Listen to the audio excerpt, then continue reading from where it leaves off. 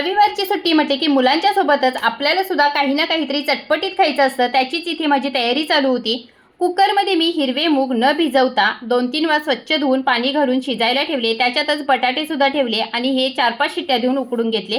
पुदिना साफ करून याच्यामध्ये कोथिंबीर, हिरवी मिरची, आलं लसूण घातली आणि याची पेस्ट करून घेतली। ही पेस्ट एका भांड्यामध्ये काढली। याच्यामध्ये पाणी घातलं, धना जिरा पावडर, पाणीपुरी मसाला, हिंग, साधं मीठ आणि काळं मीठ घातलं। लिंबू पिळून पाणीपुरीचं पाणी तयार केलं। कुकरमधले मूग काढून घेतले, कढईमध्ये तेल घातलं, त्याच्यामध्ये जिरं घातलं। आता हे मूग ओतले, त्याच्यातच हळद, मीठ आणि स्मॅश करून घेतलेले बटाटे घातले।